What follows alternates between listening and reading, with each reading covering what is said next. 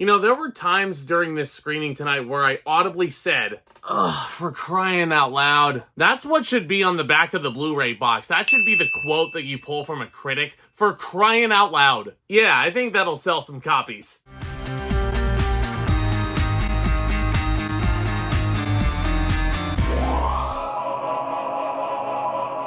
Imaginary is the newest Blumhouse horror movie, PG-13, to hit theaters so that all the teenagers can feel cool about seeing a scary movie. And it's directed by Jeff Wadlow, the guy who brought you Truth or Dare and Fantasy Island, otherwise known as two of the worst horror movies of the past 5 years or so. Like, once you figure out that Jeff Wadlow is behind this movie, you know you're pretty much doomed, right? So we follow a woman named Jessica who moves back into her childhood home with her family, and her youngest stepdaughter, Alice, finds a stuffed bear named Chauncey. As Alice's behavior becomes more and more concerning, Jessica intervenes only to realize that Chauncey is much more than the stuffed toy bear she believed him to be. Now look, just conceptually speaking on the surface, this seems like a pretty interesting concept. And I understand why Blumhouse is putting this movie out. They had a huge hit with Megan last year. She became such a huge horror movie icon. Massively popular on TikTok, that's for sure. So they felt like, I guess, well, lightning can strike twice. We'll make a movie that's about a teddy bear that just terrorizes everybody. And we'll put comedy in there, just like Megan.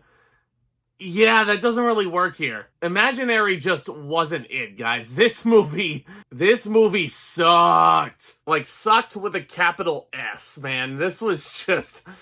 oh, God. I will say this much. I'll give credit to the actors for not phoning it in. As an actor myself, I do theater all the time. I know how difficult it is. I get it. It's really tough. And I really hope that this little girl, Pyper Braun, I believe her name is, I thought she was solid for what she was given. I think she's absolutely adorable, and I hope she finds major success.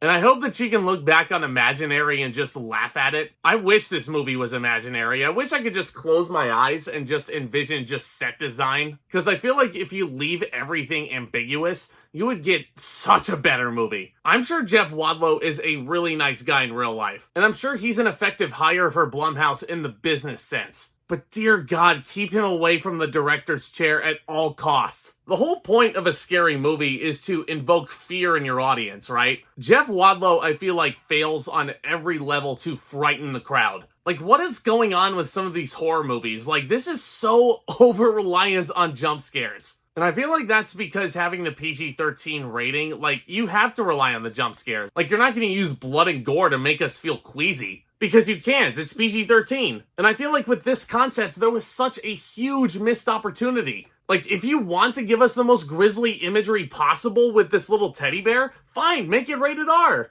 But no, Blumhouse has got a Blumhouse, and they gotta put money into their pockets. I get it. And I'm pulling for Blumhouse Productions, honestly. Like, they put out some of my favorite scary movies of the past 10 years. Especially over recent years, though, since the pandemic ended. Like, their track record has been so hit or miss and so inconsistent. Speaking of inconsistency, let's talk about the tone of this script. Like, I can't remember the last time I've seen a movie as tone deaf as this one was. Because since it's PG-13 and since it's Blumhouse, it wants to make its audience laugh as well in order to entertain them. My audience was laughing, probably not in the ways that they were envisioning. Some of this dialogue is so cringe and so over the top that, like I said, I was just sitting there in the theater like, for crying out loud, you're doing this.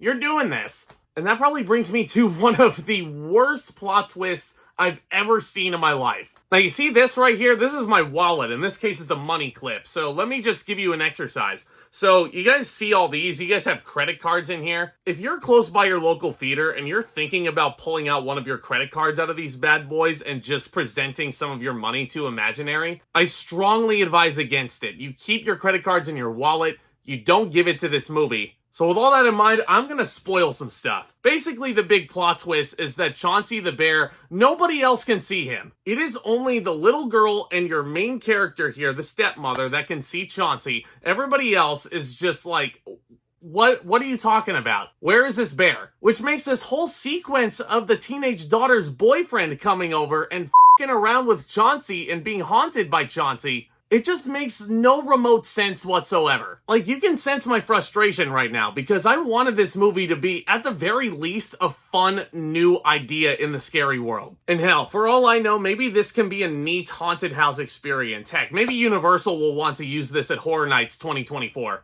Like, I feel like a haunted house based around the climax of Imaginary would be really cool to experience. And these actors are definitely not phoning it in, so I definitely give them massive props for that. You have Betty Buckley in this movie who basically acts as a plot device. She is just there to provide exposition and move the story forward. Like, this is a woman who has made legendary status from being in the good and the bad M. Night Shyamalan movies. Like, you better put some respect on that woman's name, man. But everything wrong that you can do with a cool concept like this, they do it. Using jump scares as a crutch does not make your movie scary. Putting in loud jolts of music at false times does not make your movie scary. That is what I hope scary movie filmmakers can take away from watching Imaginary. Because this is certainly not a movie that you're going to want to come across anytime soon. And not in the intimidation way. For an hour and 44 minutes, like, I was just sitting there dreading my life. There were points where I wanted to leave this. Like, I swear to God. Incredibly boring characters, a huge emotional disconnection between our leads here.